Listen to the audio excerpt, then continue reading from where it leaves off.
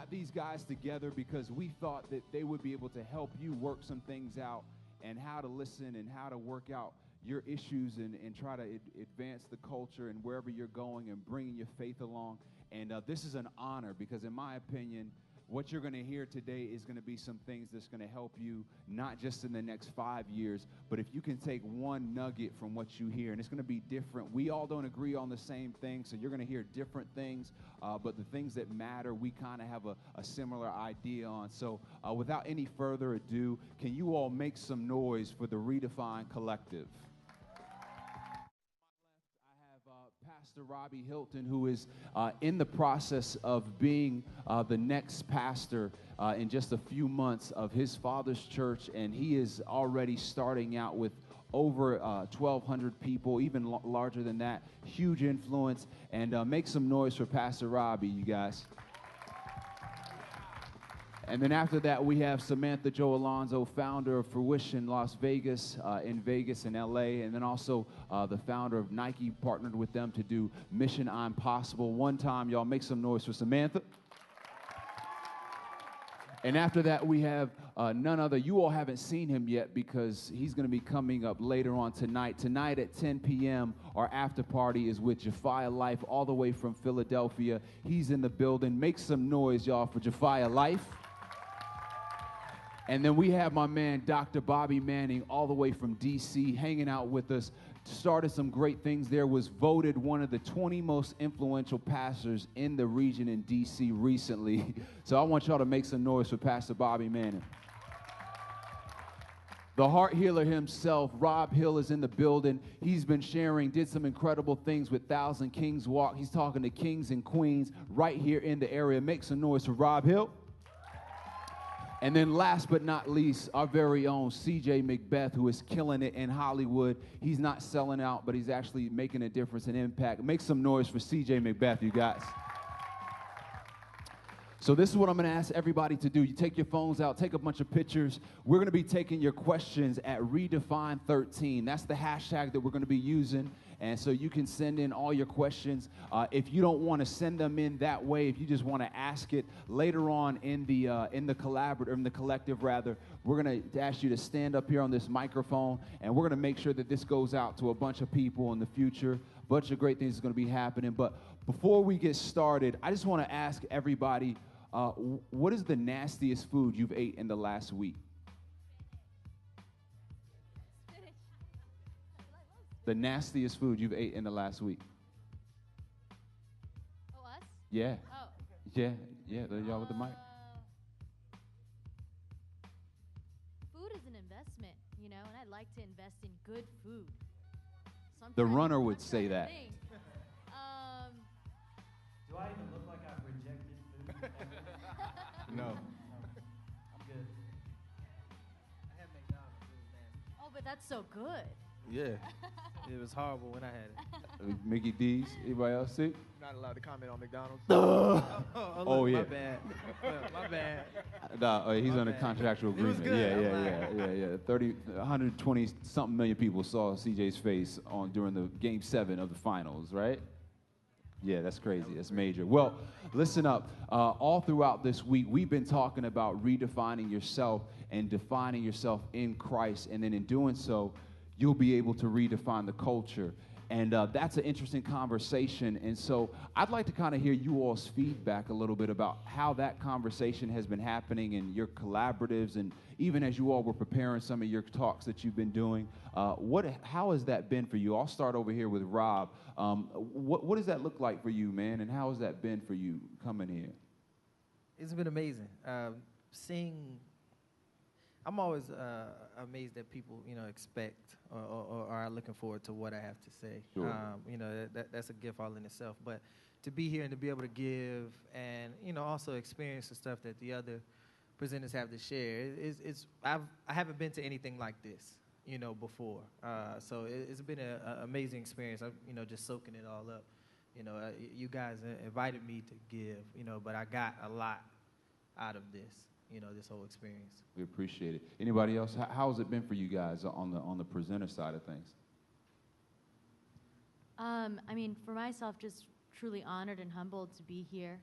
I was sharing in the Q&A that we had earlier is I never even dreamed of this moment to be able to share my story with the community like yourselves. So this is a testament to how our God moves. You know, when you put when you put action behind your passion, you're constantly walking by faith. God continues to open these doors that we've never would have ever dreamed of. So thank you guys for having all of us here. This is definitely a living what we never dreamed kind of moment.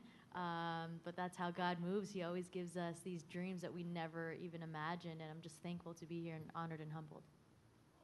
Anybody else? It's for the first time doing this. It was something that I wanted to do eventually, but you always thought that I'm gonna do it once I get on. You know what I'm saying? And it'll be more effective once I'm really on.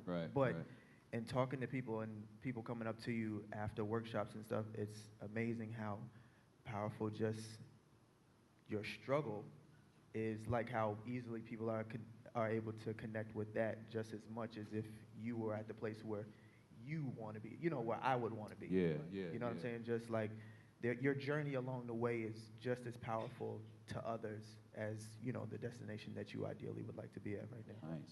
Nice. Anybody else? How's it been for you guys? For me, it's on. I don't think it's 1, 2. Oh, there you go. They gave the preacher the mic that don't work, just in case I start wilding out, right? The MC had the Lord said. 1, 2. No, for me, this has been an amazing experience for me just because I do youth stuff all the time, you know, and we're all familiar with the, you know, youth and young adult church thing that happens. And, you know, we come and we bring 12 preachers or one preacher who preaches 12 times and, you know, get saved and live for Jesus. And, you know, you kind of get that message over and over and over again, which is the vital message, obviously. But there's not enough I don't think, at least, or I should say, I haven't seen a lot that says, okay, now that you're saved, now that you're walking with Jesus, what do you do and what does life look like after you're saved? And, you know, because I want to do this, I want to be fly, and I want to, you know, I have this dream, but all the church is telling me to do is, you know, get saved and don't smoke and drink. But after that, which one of you guys said, okay, you told me what not to do, but didn't tell me what to do? I think that was some of you, Rob, this morning. And it's like, man, okay, now that I'm saved, I know what I shouldn't be doing as a Christian. But youth and young adults need permission to be a Christian out there. And what it looks like. So I'm so grateful just to be here because, you know, this, you know, in talking to you about your vision for this, is like, this is not the one that you invite a bunch of preachers to, but you invited me. So I'm like, yes, I get to be here. Appreciate it. All day. Rob, what about you, man? How's it been? I feel the same way you do. I think the most important aspect of this whole thing has been what's happened in the daytime. Even though the night services are usually the highlight of any event, I think what's happened during the day has been so powerful because most of this group here will not be a preacher. 99% of you will not stand and preach a message in a pulpit ever. But you got to know that God has something great for you beyond what happens in the four walls of this church. And so this is exciting to me. So to get to be on this stage with these incredible people is an honor. Well, we appreciate it. And one of the things that we tried to do was bring people that are doing things in culture and are about more than just keeping things kind of the status quo. And one of the things that I've found that is if the church can kind of give those people a platform and an opportunity to do what they do and empower them to go out and kill it and make Jesus' name known in that place, and not with a T-shirt, but more with the lifestyle. I think somebody said that throughout the week. With your lifestyle, then that would matter. And the church is backing you in that. And that was our hope in accomplishing this. And as we're talking about that, I want to find out from you all, what has your experience been like with the church when you start saying some of the things that you're going to be doing, whether that's design or entertainment? What has been your experience with the church, given that? And I'll start with you, Jafia, because this is going to be their first time kind of hearing you. What's been your interaction with the church as an MC, especially do it the way that you do? Yeah, I think one of the main things for me has been telling people in the church that I don't do gospel, right? And like their kind of pushback from that, like, you know, like, why not? You know, and it seems it's more of a why not of why not you should be doing that, as opposed to a genuine why not out of curiosity. Sure. So I think, and so my response has usually been, because I think, you know, the shallow response is the same reason I don't do R&B. Right. You know, and the same reason a country artist doesn't do jazz. But I think the more in-depth answer and engaging answer should be and is just because I think that I don't do gospel, because I think Christians have been synonymous with being excellent at giving the gospel through music, but bad when it comes to things in other areas. Right. So I've seen a lack there.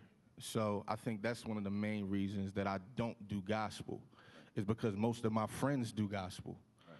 You know, so I think that there's a need in places where I'm dealing with, you know, they need Christians' take on love. Right. They need our take on social issues, racial issues, abortion. I mean, I only got 10 fingers, but I can start using my toes and everything too. So I think that, you know, initially for me, it's just been like, why not? Like, why don't you do gospel? Like, you should be doing gospel. And I think the real reason for me is because enough of my friends do gospel. I know that I love Jesus, and I meet people. I have so many friends that aren't, you know, Christian yet. Yeah. And I just want to meet them where they are in life from a biblical worldview in music and in culture. Yeah, wow. That's a great response. Anybody else what's your interaction with the church been, given some of the things that you guys are doing? I mean, in my experience at Hillsong, New York, I'm grateful to be in a church where our gifts and talents are being celebrated.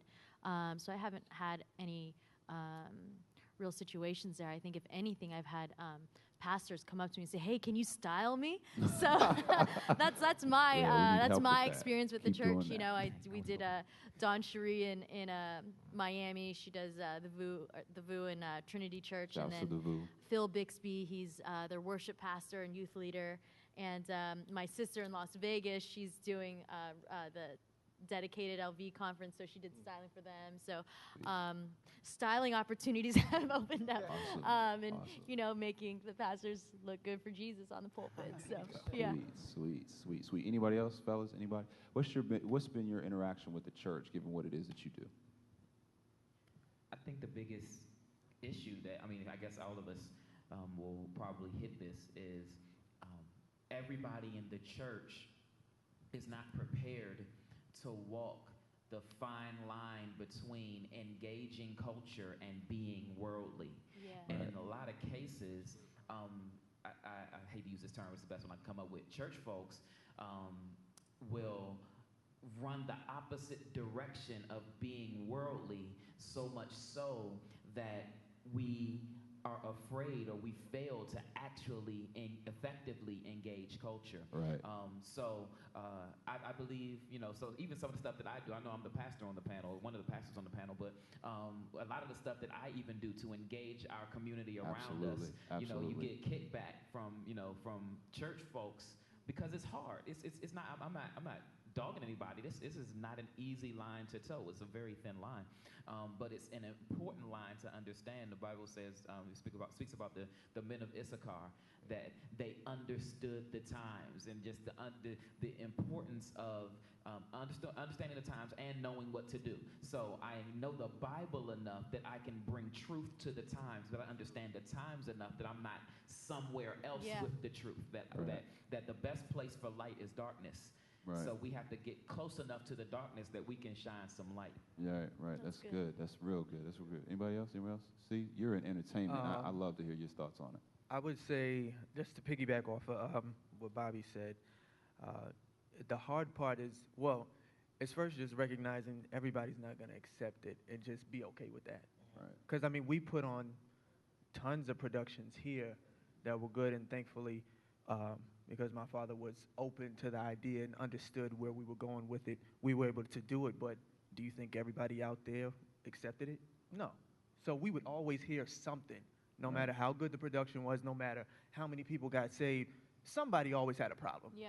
You know what I'm saying? So we just had to say, look, everybody's not going to be happy, whatever. As long as this man supports what we're going to do and he sees the vision of what we're doing and how we're stepping out to reach the people like this, it's not a church production. We're catering to the people that wouldn't see this or wouldn't come into church, but they're coming to see a play or a production that we're putting on. So it was just being comfortable with knowing, like, hey, this is what's in us. This is what we want to put out to reach certain people wherever they are. Like Jafar was saying, like meeting them where they are, but that will probably ruffle some feathers of other people that are real tight inside the church. So it's like, you know, you just have to deal with that until we're able. And then it was just the problem of sometimes having that venue to do it outside of church, because I would always prefer to do it outside of church. You know what I'm saying? So that was the hard part, is having just having that stage, because most people, no matter how good it may be, we got to come inside the church to see it. Nah, I'm good, Joe. You know what I'm saying? So, and those are the people that we really cared about. I mean, no diss. I mean, church people, great, but the message was to try to get those people in. So, but now, kind of like Sammy in L.A., I go to a Hollywood church, so everybody's an artist. You know what I'm saying? Everybody's in the industry. So now it's kind of like I'm on the other end now. So now we're trying to get people to remember their foundation. Oh, wow. Because now they forgot about where they came from. You know what I'm saying? So now you're going back like, whoa, hold on. You're supposed to be representing what what we're teaching and learning in here. What you doing? So now it's trying to get your own, entertainment people to remember what their call really is and what their focus is supposed to be in the industry. That's crazy. And it seems like, you know, when we're talking about navigating through the culture, it seems like Bobby was saying it's almost like a landmine and a landfill, because it just seems like there's all these different traps that if you step on, not even just personally, but for the reputation that you have and the influence that you want to have, it can become disastrous. And it seems like it takes courageous people to be able to navigate through that. I want to ask you guys, what are some things that you all have had to navigate in the fields and in the places that you guys are in? And how has that looked for you in the places of culture where you all are existing? Let's open up to anybody. Can I say something? Yeah, absolutely. The other question? People always criticize what they don't understand, and they're afraid of it, you know? I had a friend, we were 5 or 6 years ago, we had a conference, a youth conference, and something that we had never done. Our church is predominantly white, and so I had a rapper come, and in the middle of the worship set, he comes on, he just blasts everything, everybody's jaws are on the floor. So we get up in the meal afterwards, and one of my friends, he leans over to me, he goes, "Rap, really?" And I said, you know, somebody said guitars really 20-some years ago.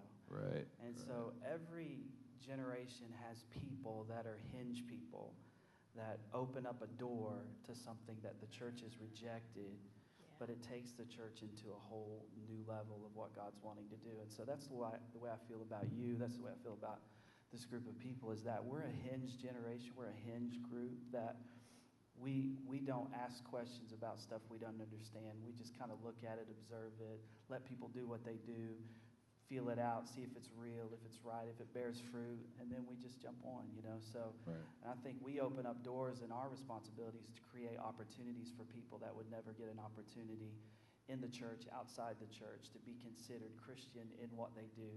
And so I would just encourage people to, as far as culture, as far as, you know, new things, as far as acceptance of stuff that you've never seen before, don't be critical. Just operate in grace. Realize that your opinion honestly doesn't matter in the long run. And Jesus even made himself of no reputation. You know, so reputation doesn't matter. I do a lot of stuff now that I used to worry about what people thought about it, but now I just don't even care about my reputation. I care about what God thinks about me, and people can do whatever and say whatever. So when it comes to culture, just do what you feel is right to do as a hinge person. Open up doors even sometimes that might cause you to do something wrong, because you'll find out that people that the church rejected, I mean, U2 is actually a band that the church was like, nah, not that style. Okay, we'll show you. Yeah. You know what I mean? Now So, the worship is based on their actual Hillsong, model. Yeah. That's loves great. You too. all that. Yeah. So, Great. I think sometimes it's we're so focused on the package that we miss the gift. absolutely. Even in my field, you know, people are so used to authors or people. You have to be in a relationship to talk about relationships, or you know, you have to say I love Jesus 13 times for people to get that you actually do love him. You know, and if we say God is love and I'm talking about love, and you connect with that, then I don't have to say Jesus' name 100 times for you to be convinced that I believe. Right. You know, and I think that we're so used to it looking a certain way, you know, or being packaged a certain way that, you know, it's easy to reject it if it comes different, you know, but the people don't realize if you say God is love, I'm talking about love, you know, but aside from, it's love in me, you know, and I have to project that. I have to give that the best way I know how through my experience, you know. I think a lot of times people just try to be something like, all right, that's a Christian. Walk, talk, act, be that, you know, and those shoes, that might not be me. That's not how I act. That's not, you know, some people, you know, you got some guys who will clap and jump and dance and stuff, and I'm gonna give you a two-step, you know what I mean? But that don't mean I'm not feeling it. That just means that I want to do a two-step, you know? And you have some people that want to scream, and me, I have, a much calmer reverence. But I just think that it's all about being open-minded. You know, we have to understand that there are more than one way. It's more than the way you're used to get something done. You know, and I think that this group kind of, hopefully we shed some light on that, you know, because otherwise we might not be sitting beside each other right now, you know, and that's the beautiful thing about the vision for this conference is that, you know, you take different spots and you recognize a certain light in them, and then you allow it, you know, to illuminate almost, you know. Yeah, that's excellent. That's excellent. Anybody else? Yeah. Anybody else on the culture question? 1, 2, yeah. I'm a rapper, so 1, 2. I say 1, 2. So yeah, I think Coach, that's gonna be funny for a little bit. You need me to kick a beat, yeah? Please don't. No. So I think culturally for me, it's been interesting because everybody that I won't say everyone, but most of the people that I've come in contact with that are non-Christian in hip-hop have been very interested in my faith. Mm-hmm. Like they've been like the questions are never ending. And I remember just thinking to myself one time, like, man, like it's a church on every corner. Yeah. Like, why do they have so many questions about church if there's so many churches out here? You know what I'm saying? So it was just, it was heartbreaking, actually. And I was at the Roots picnic in Philly about a month ago. And I saw some artists from Philly, and I got a chance to, artists from everywhere were there. And I got a chance to kind of I think I was telling you I got a chance to kind of gauge where I was in my city culturally from a hip-hop perspective. And I saw people from both ends of the spectrum in Philly embrace me, you know, so, and it was interesting because they know I'm a Christian. Right. You know, and I think people want to hear, people are thirsty for the gospel, people are thirsty for what we believe, people are thirsty for our take on things, because they have every other take on things. You know, so it's kind of like, I don't know. It's interesting because it's an artist from Philly. It's a part of a collective called State Property. His name is Petey Crack. And I'm really close to him now. I've got to build a relationship with him. He just came home. He's in and out of jail. But I reconnected with him at the Roots picnic backstage, and everybody was back there drinking, getting high. And he was so high when I spoke to him, he didn't even know who I was right away. Right? So then when I said, he stopped and looked, and I said, yeah, it's Jafia. He like fell on me, like hugged me and grabbed me, and he was like pulling me to the other people in state property, like Freeway and them, and he was telling Freeway about me. He was like, Freeway. He was like, this Jafia, I'm telling you, he the next one. He the next one.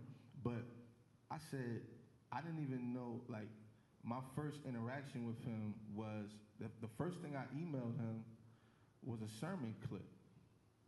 Like, I never sent him any music, but he knew about my music. I didn't even know he knew about my music. Right. So it was like, wow, like, I think that his love for me is so strong because I met him with something for his soul. Yeah. Sure. You know what I'm saying? As opposed to something, creatively and asking them to get on the song and when we gonna collaborate. I never asked them to collaborate. I don't really ask artists to do songs with me. Sure. I really have a passion for engaging people with our take on everything. And like I said, Christians are so great. We've been so great at breaking down the gospel, and that's the best thing to break down. But we've been lacking in breaking down God's take on everything else. And it's heartbreaking because there's so many churches, and it's not that many liquor stores. It's not as many liquor stores as churches. It's not as many, and it's not as many. It's not as many mosques, Islamic mosques, as churches. But my city is predominant culturally. The religion culturally predominantly is Islam. Right. And it's so interesting to me because there's not that many Islamic mosques. Right.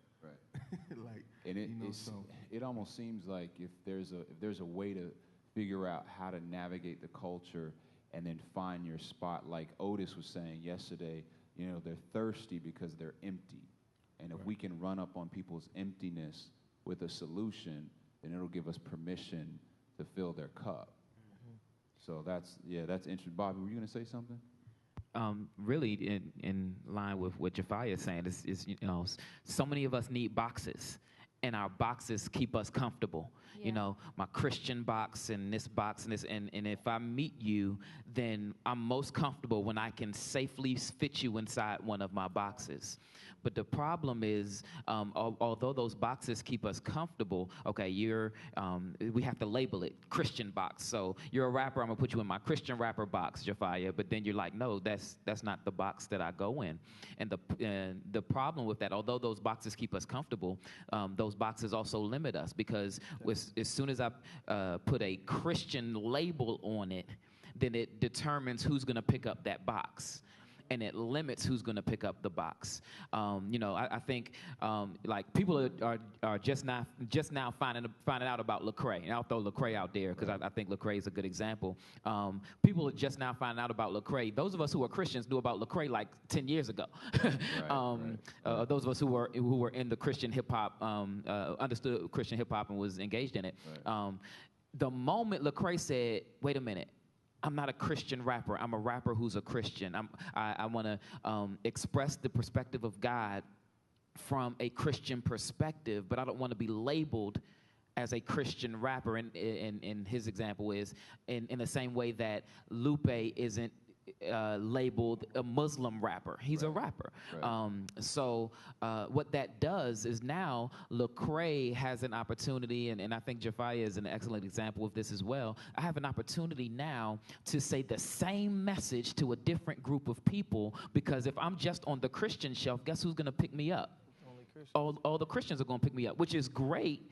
And there are people who are called to that field where, okay, I'm going to make hip hop in this case, for Christians, and I'm gonna fit inside the box because I want Christians to pick me up and be edified.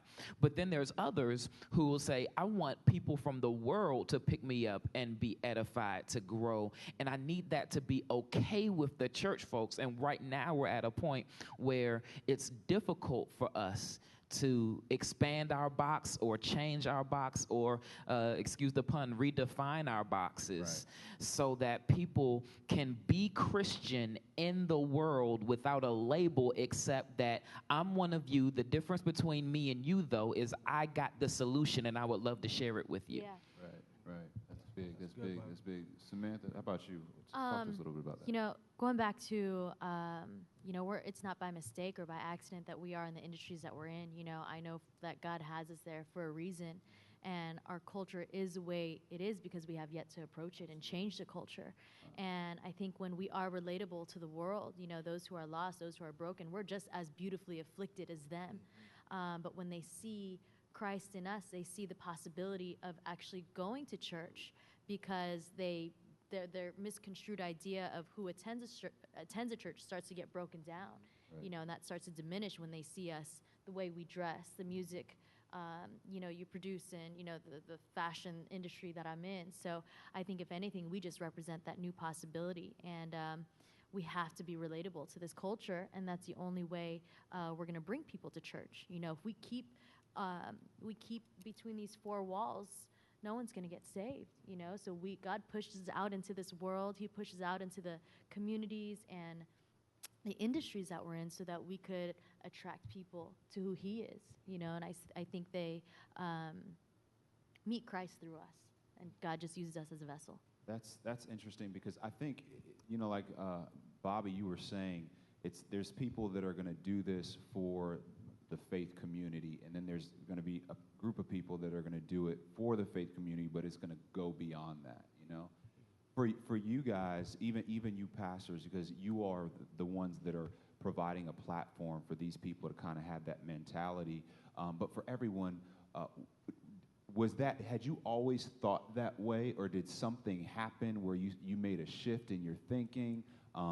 Like, at what point did you come to the place where, okay, there's a larger audience that I know I'm supposed to impact, and I'm going to go about doing that, for better or for worse? When did that happen, or has that always kind of been you all's MO? And I'll open up to anybody. I think that Mary had a song, right? It's The God in Me, right? It was very catchy. It was an amazing song. But I was like, I connected with it because you start seeing people get attracted to what you have, right? You know, you do it, like I said, when I started writing, it was like I wanted one person to be like, I felt like you were talking directly to me. Like, that's what I wanted. That was my goal every time I put out a piece. Then it's 2 people, you know, then it's 10 people, then it's 200, you know, and now it's thousands of people who say, I felt like you're speaking my heart, you know, and I don't put God or Jesus in every message, you know, but I think that I connect with them in a way that speaks love. And so much to the point where I could be in a club and a guy will ask me what church I'm going to. You know what I mean? And I think that it comes from that walk. Like I said earlier, it's just easy to be holy in here. You know, it's easy to have a light in here. But when you actually, me and Jafar were talking about that last night, like when you actually go to them, can they recognize it in you? And whatever they recognize in you, do they want more of it? You know what I mean? Because I'm not a pastor. You know, I'm not going to do a benediction. But it may be somebody who can meet me, and I can introduce them into Bible. You get what I'm saying? Like, that's what I'm saying. Like, there has to be somebody in that gap. Like, if we're either over here or over there, and we know there's a whole bunch of people in the middle, who going to go get them? We're supposed to expect something to click, and then they just walk over there and like, yeah, you know what? No. We got to go over there. We got to at least be willing to stand in there. It's like if you try to create a new Hollywood, you know, you got to go there, though. Yeah. You legitimately have to go there, you know, and represent something. And I think that, you know, essentially that's what we're doing. But that's been my goal with it, you know, to walk in love or to exude love so much to where people like, all right, what's in them? Yeah. You know, and they inquire so much to where they want to know more about you or your journey, but then they want it, not just what's in you, but I want more, or whatever is in you, and seeing where my stuff has grown, is far bigger than I ever imagined, and for it to still feel like it's the beginning, right? Yeah, that's a blessing, man. Yeah. Anybody else? I think about CJ being in Hollywood, and it makes me think about like Tim Tebow and Jeremy Lin. It's like Tebow is not in the Christian NFL. Right. Exactly. Like Jeremy Lin is not in the Christian NBA. Yeah, Like that's CJ good. is not in the Christian version of Hollywood. Right. Like me and Samantha, we're not in the Christian version of like hip hop culture or fashion culture. Even Bobby and Robbie, they're pastors. Like pastors are people who win souls to Christ. Yeah. So they're in the world. Like they may have a church that they preach in and a platform, but they're in the world. Like you have to be in the world to win people to Christ. Right. It sounds so practical. Yeah. So thank you. Jesus did, right? Yeah. This is their stage. Yeah. This is their stage. Sometimes we look at our world and we think it's such a far walk from here to the world. It's just outside the door. It's just outside the door. God came from heaven to earth. I mean, that's a pretty big distance. That's a pretty huge gap. That's a pretty good bridge to cross to get to us. So, I mean, there is no distance too far that we should not be willing to travel to see people won to Jesus. I mean, we'll get on planes and go to Zimbabwe. We'll get on planes and go to India. But why would we not walk across the street? I mean, so for me, I think a church gives us such an opportunity. The reason I think a church is really set up, I think a church is really set up to financially propagate what Jesus wants to do in a city.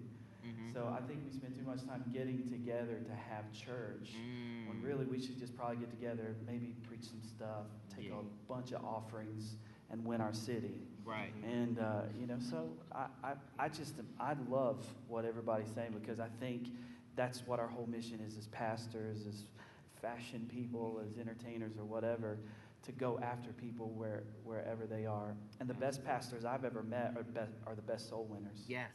Yeah. I mean, you talk about your pastor. Yeah. Her pastor, Carl Lentz, one of the best soul winners on planet Earth right now. Shouts to Carl. So awesome. Yeah, it's funny because it seems like there's this new wave of guys who, I think I was talking to somebody this week about this, is that there seems to be this new wave of guys that kind of get this and want to make sure that this generation doesn't fall prey to that thinking of this. There's this sacred stuff over here, and then there's this secular stuff, and those things don't mix. And in fact, culture is just the way people think, eat, sleep, and that's it. It's just there's not a sacred and a secular. It's just culture, and what we do with it will determine kind of the intention and the outcome for the people that are a part of it. And if there's, I've been saying this for a while, if there's 10 conversations that's shaping the way that we think, why would we not want our perspective and conversation to be in that conversation? Right. Like, why would we not want that to be on the table? And there's rules to having this conversation at the table. There's rules, there's credibility issues, there's authentic issues. And that's what gives us the right and the privilege to engage in that conversation. And I've always said that truth doesn't have to say it's truth. Truth just is, and it speaks for itself. And so if we're coming from a biblical perspective and have a biblical worldview and let truth, put Jesus right smack in the center of any industry and let it be, and watch what will happen. Truth will make itself known. For good or for worse, it'll make itself known. And so this is kind of the idea that we've been sharing about. And as we're sharing this, there's all these different kind of norms for high school students and 18 to 35-year-olds that are happening just right now. When we look at even more recently what happened in the Supreme Court, and this I want to get everybody's personal take on these things. When we get into what's happening with the Supreme Court, and like you said, we're calling right wrong and wrong right, and then there's certain things that our culture, it seems like it's lost its moral compass on everything to sexuality, on everything to what's actually right and wrong, on everything that when it comes to this is helpful or not. It seems like it's lost its moral compass. I don't think anybody is up here because you're the one that's going to yell, that's not right, that's not right. For whatever reason, you all have had influence because you've had a different approach and been able to influence people within those areas. Talk to us about that approach and what that looks like for you. I think that's exactly what we're talking about. You have to earn the right to yell, that's not right, that's not right. And you could be, who said this? If you're saying the right thing the wrong way is still wrong.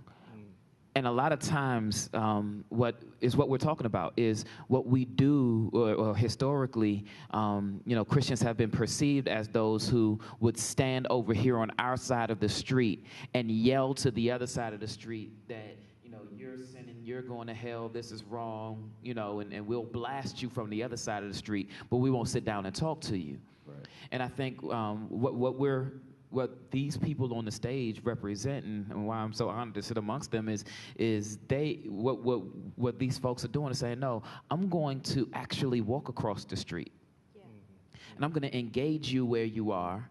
I'm going to show you where I'm similar, and then I'm going to show you where I'm different. Right. And I'm willing to bet that if I show you where I'm different, you would be attracted to the God that I was attracted to when he got a hold of me. But if I yell from across the street, you need God, they'll probably yell back to me something else. And at the end of the day, we go home beating our chest because we did the godly thing by going out and yelling at people. No, we didn't.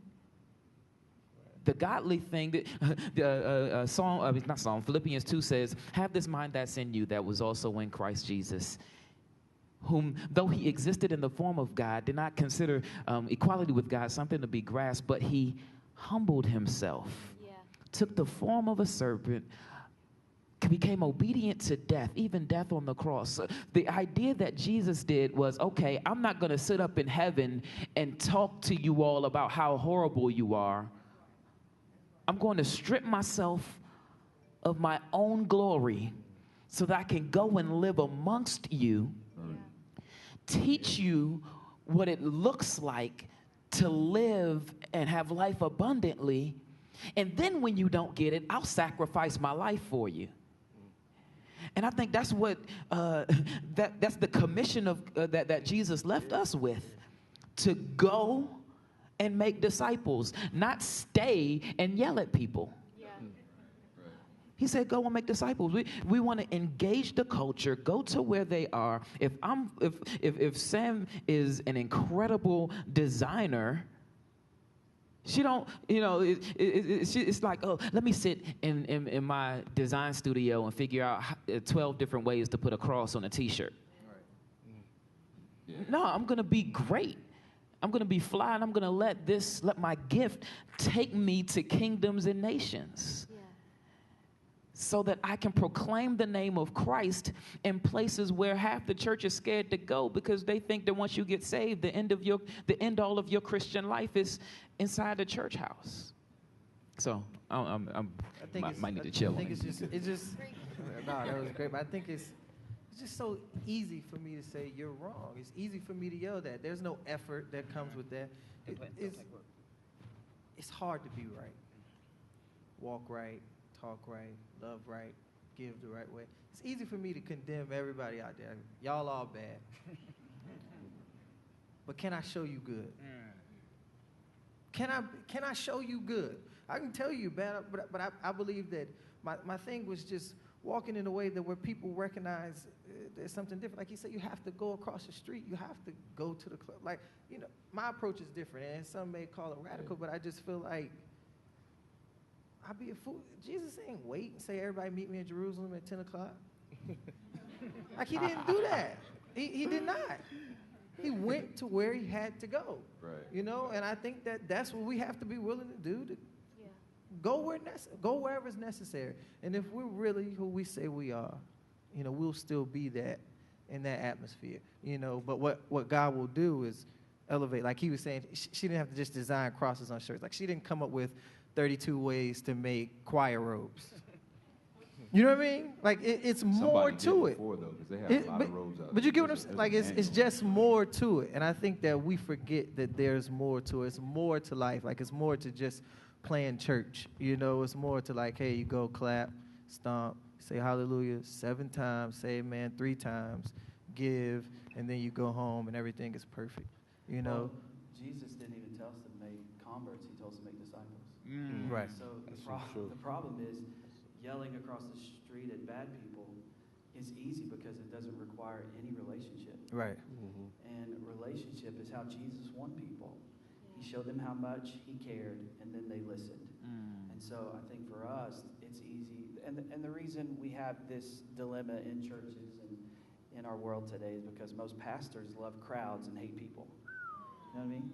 So they'd rather get up in a microphone and preach you into hell and then try to rescue you so they can kind of hold some sort of power over you, but they'll leave the stage, won't invest in you relationally, and they blame it on the size of their churches and they blame it on everything else. But the problem with us is we just get too busy to win people like Jesus won people, and so we'd rather yell. And so for us, we're bringing back the book of Acts. And the book of Acts, a lot of times we talk about bringing back the book of Acts and the original concept of the church. We're talking about people falling on the floor and crazy stuff and all that.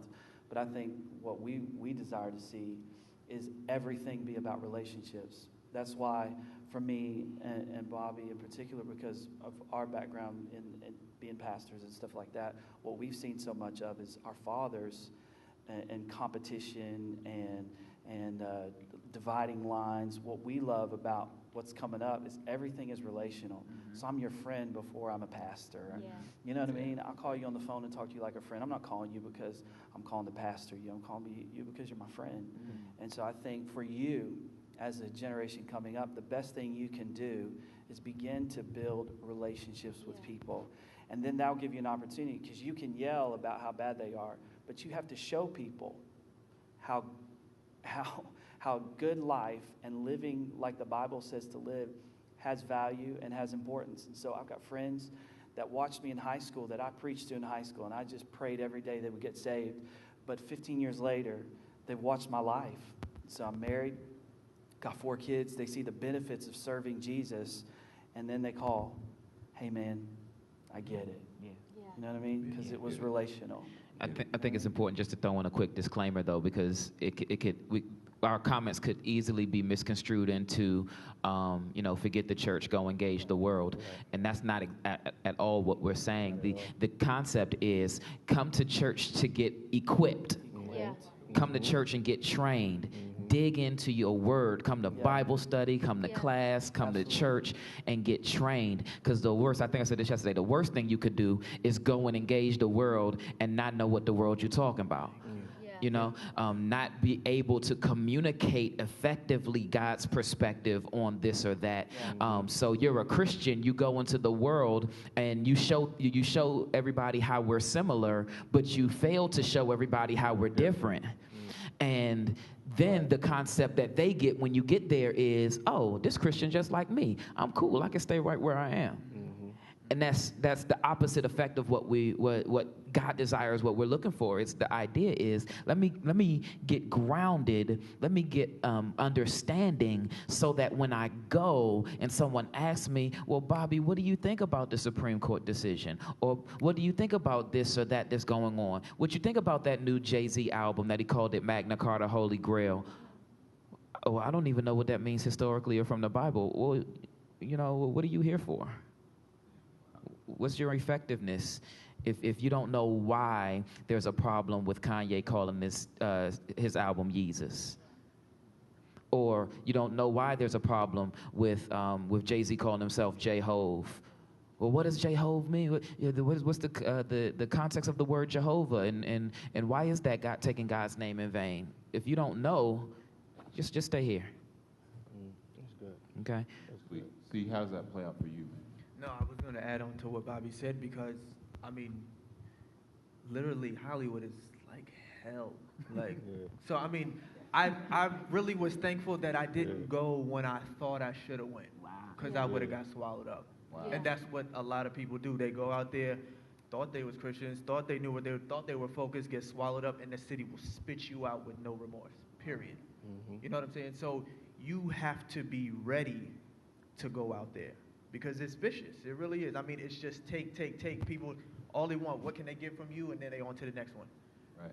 And it's just about, are you going to compromise what you believe, or are you going to maintain some kind of standard out there? And everybody's watching. And like Rob said, it's the relationships. Like, I haven't preached nothing to anybody. I've just lived my life. The most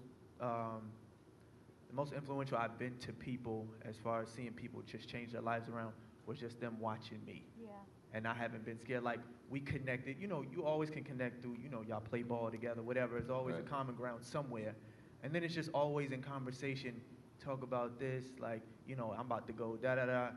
Nah, I'm good. You good? Why? Oh, I mean, I used to do that, but I'm good now. Okay, they've heard that a lot, though, but it's still like, nah, let that John walk past, and I bet he'll get it. You know what I'm saying? Like, let me see how he responds. Like, he say he in a relationship, but hey, they all the way on the other side of the world. Let me see what he do by himself. You know what I'm saying? So they see that you stay true to your word. Like, the closer, they can't see who you really are if you all the way over here and you're so closed off from them, and all you're doing from time to time, yeah, you're not supposed to do that. All right, I'm gone. You're not supposed to do that. I'm gone. Right. You gotta be willing to get your hands dirty. Period. And I mean, most of the people that I've grown up with have been around. That's the kind of people they were, and that's where my heart was for people that people just forgot about, people just turned their backs on. So within what I wanted to do, it's just always been to tell their stories.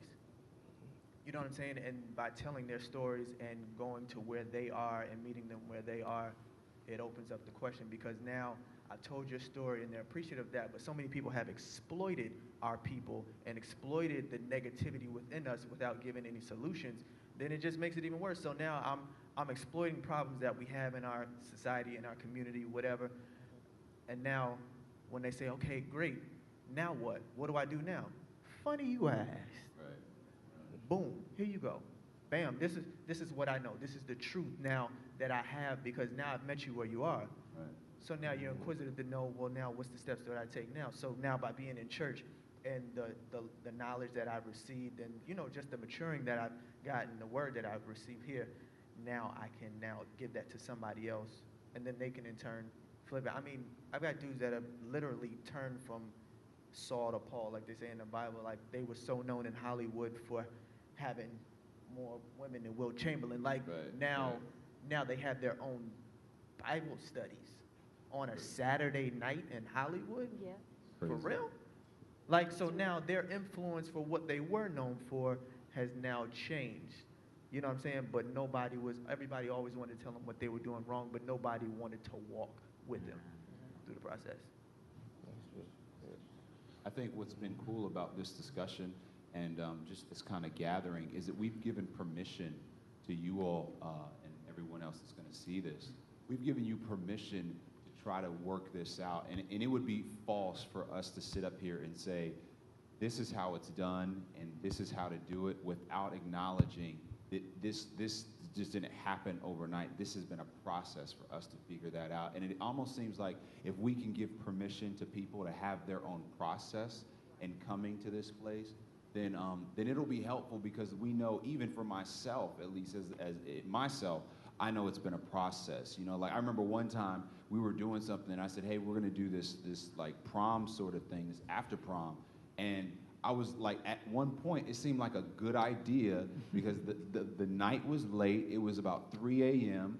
And it just seemed like a great idea to get kids excited and say, hey, get a kid on the table and have them dance to some like ridiculous song. It wasn't even anything crazy, some ridiculous song. But in my mind, it seemed just like a good thing. But then the kid who got on the table, got hype, had been working out because he's about to go on spring break. So he took his shirt off, and then he's like waving his shirt around, and now like at this youth thing like it's a striptease, like right there. You know what I mean? And in my head, it seemed like thought it was going to be the heavy-set kid that was going to wiggle around and people would laugh. But then like dollars were coming out and stuff. So, I mean, so I'm saying that to say that to where we are now, it's a process, you know, and having people in our lives that can say, hey, that's not the best thing, using wisdom to try to figure that out. I think we can all attest there's somebody in our life to try to help us as we kind of navigate through the culture. Maybe you can tell us a little bit about who are some people in your life as you're trying to walk this thing out that are kind of giving you some words to kind of help you to navigate through the place and culture. That's open to anybody. I would say my father. My father has been excellent at that. My father is a Bible teacher. And he's been a Bible teacher ever since I can remember. And, I mean, he's always been just supportive of what I do. He texted me last week and told me, he said, I'm proud of you. He said, shake up the world.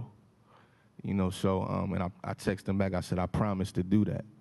And he's just been always supportive of what I do.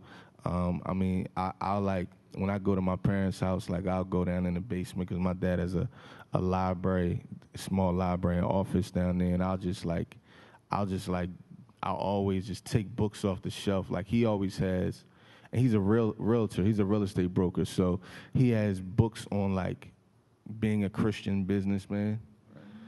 So that's kind of like, you know, parallel to me being a hip hop artist that's Christian, you know. So I'll just go get books and he'll let me hold books. I'll read books. There's times I'll fall asleep down there reading books. He'll come tap the chair, wake up. You know what I'm saying? So like he just has such a wealth of information on engaging the culture, you know, just from a standpoint of being a Bible teacher and always, my mother's the same. Like my mother was always, I remember coming outside and my mother being on the porch and she would just be talking to the most, you know, the person in the neighborhood or the block that was like the most outcast, you know what I'm saying? And like the one that people like, like I don't want to talk. My mom would just be out there like kicking it, you know what I'm saying? Like I remember my mom having a best friend and she wasn't even Christian, but 3 years later she was on fire for Jesus. Right. You know, so just their example, my parents' example, my old pastor. I'm not at that church anymore, but my old pastor is like, he reminds me of Robbie and Bobby, like what Robbie was saying about just I'm your pastor, but you know I'm your friend, like I care about you, you know. So he's been beneficial to me too, and then God's placed people in my life that are my friends that are like passionate about seeing people have their perspectives change on everything in life from a biblical worldview. So. It's been dope. Nice. Anybody else? You know, I think the right environment is pivotal to your success and the journey that you're heading on. And getting around people who celebrate you and not tolerate you is so important. You know, we have to be able to sharpen each other, edify each other, correct each other, trust one another, and most importantly, have compassion for one another. So I find myself in environments, whether that's, you know, the youth community that I'm entrenched in with Hillsong, or even just, you know, I'm thankful that a lot of my friends are believers, but they also do life with the world. You know, they're also in fashion, they're also in music. So getting around people who celebrate you, celebrate your gifts, who want to leverage who you are, who want to speak life into your dreams, I think that's extremely critical. And then, of course, my pastors as well in New York and Miami. For me, it was a class I had to take in seminary. It was a world missions class. That's like kind of part of the standard curriculum that I had to take. And I went in because, you know, like I didn't feel like I had been on like short-term mission trips, but I had never, you know, I didn't feel this call to like, you know, pack up my whole life and move to Zimbabwe. Like I didn't feel like that was what God was saying. So, you know, I just kind of took the class because I had to. Until I got in there, and my world missions professor kind of hit me to the fact that everywhere you go is a culture, and wherever you are, you're a missionary to that culture.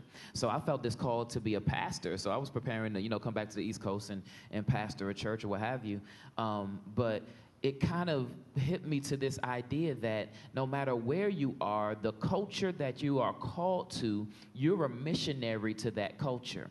And then he once he gave us that, then he said, okay, the most effective missionaries don't go into the culture and bring an Americanized version of the gospel to that culture. They go to the culture, engage the culture, learn the native language, build relationships with the native people, and then communicate the message in a way that the natives can understand and grasp so that the message can stay even if the messenger is not there. So putting those two ideas together is like, okay, each one of us up here represents a culture. Fashion is a culture. Music is a culture. Hollywood is a culture. Philanthropy and books and all these are cultures. And if we can leave anything with you all is God called you as missionaries. Yeah. You are a missionary to whatever culture God called you to. And it's okay for you to learn the culture, engage the culture, learn the language of the culture, find out what parts of the culture are morally neutral and what parts of the culture are against God's word, and embrace the things that are morally neutral, speak against those things and live against those things that are against God's word, and champion those things that are consistent with God's word as a missionary to the culture that God is taking you to. Yeah, I want to just piggyback off of what Bobby said, because it's so interesting. On the way over here from the hotel yesterday, I was talking to Samantha, and just basically about really just being an indigenous. People don't know about how, like, indigenous missionaries. Like, basically, you're a missionary to the culture that you were pulled from. So, like, whatever you were pulled from, you're a missionary back to that culture. Like most people only know about missionaries that go overseas. That's the only context we know as for missionaries. But there are a group of people, a number of people who are missionaries to the culture that they were snatched from.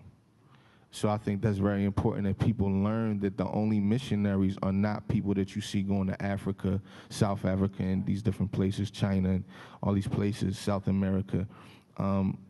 They're people right in, like, if you're in Philadelphia, you're a missionary to Philadelphia.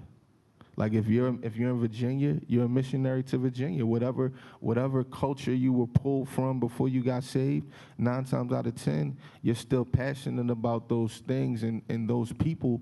And God will usually, you'll see God putting people back in those environments. But the church has always, we haven't been good at teaching people how to engage the cultures that we were pulled from. It's kind of like you're converted from that culture, stay away from that culture. So, yeah. Crazy thing, when Jesus was recruiting his disciples, one of the first cats he got was Matthew. Matthew was a tax collector, so Jesus got Matthew. Matthew began following Jesus. The very next chapter, what does Matthew do? He throws a party with all his tax collector friends and invites Jesus. So Jesus snatched Matthew out of the culture, and then very next chapter he sends him back, but he sends him back with him. and people are impacted by Matthew's life because Matthew just turned around and went back to the people that he got snatched from. And because Jesus was with him. Yeah, he couldn't go back by himself, right? Right, yeah. And I think this conversation, we could have this conversation like forever, because everybody here kind of has, if you all are hearing the trend just in this conversation, but throughout what we've been saying, if you can kind of leverage and kind of put an anchor in Jesus and let your life kind of anchor itself in him, and then he'll let you float into these different arenas, like to go over there and influence, but your anchor is in him. And it's not in trends, it's not in what's hot. it's not in anything other than him. And he'll let you float over there, and hopefully, you know, the idea is that you would have another boat come over beside you, and then eventually there's a fleet, an army, I think a military is what Pastor Otis said last night, to where we can see change in our culture and in our generation. This has been fantastic. And so what we wanted to do is open the discussion, open up the floor for you all for some questions. If you have a question, you can come right here to this mic, and you all can ask anything that you want. So a lot of you all have already asked them some things in our collaborative, but considering everything that we've talked about today and just some other things that you might not have had the opportunity to talk, the floor is open to discuss. So you can come at this time. Y'all come on up, y'all can line up. And tell us your name, what city you're from, and you can ask whoever you want to ask. I'm Drew, and I got a question for you. Could you break down the mega cartel, why he called it that? Could you speak directly into the mic for me? My fault. Could you break down why he called his album that? Yes, I could break down what the Magna Carta is and Holy Grail, but here's the thing. When I was little, I used to ask my mom what a word means, and she'd say, "Look it up." And I would say, "But Mom, you could just tell me." And she said, "But Bobby, if I tell you, you might forget. If you look it up yourself, you won't." So I want to challenge everybody here. This is kind of a way of punting this question too, but I want to challenge everybody here. When you go pick up the album, you know, in doing youth and young adult ministry, I kind of gave up on telling people to stop listening to secular music. But here's what I have said. When you listen to it, know what you're listening to. Don't listen to it mindlessly. Be careful when you listen to it, because Satan is real gifted with music. Yeah. Definitely. When you listen to it, understand what you're listening to. And I want to challenge everybody before you pick it up to research Magna Carta, Holy Grail. I mean, you live in the internet age. You can Google it in 2 seconds. You're probably Googling it already. Look it up and find out what it is, so that when Jay-Z raps about it, you can know the truth from lie. So I'm gonna leave it at that and send you back to do your own homework. That's good. Come on up. Y'all can come on up. Line up. Y'all can all line up. So y'all can get jumped because you got skipped because y'all. Yo, so I just want to ask y'all, like, all of y'all have like gone into y'all industries and have, like, you know, you're talking about not being of the world but going out into the world and bringing people in. But like I've learned from, like, especially since I moved from like a country school to, like, you know, a AAA school, Norview, like, you're not always prepared for that, because like if you're not prepared, you get snatched in. So like, when did y'all know that when y'all were ready to like go in there and handle business and come out clean? You know, I think when you put your confidence in who our God is, it's kind of hard to fall off track. You know, I think at the end of the day, we are broken, we're not perfect, but I think we just have to do our best and put our best foot forward in putting our confidence in who He is, so that we could not lose sight of, you know, the path that He has set before us. So Samantha, for you, that happened when? When I moved to New York. I moved to New York about 9 months ago.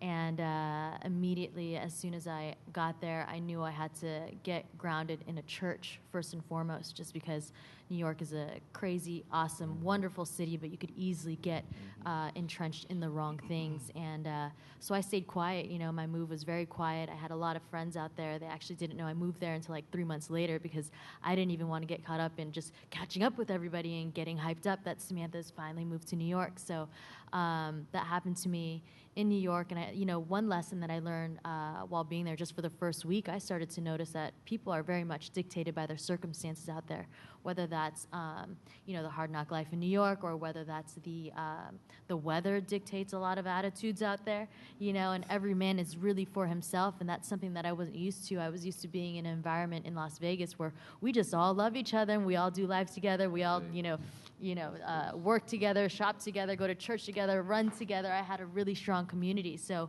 when I moved to New York, I felt I felt very alone, even though God was with me all the time.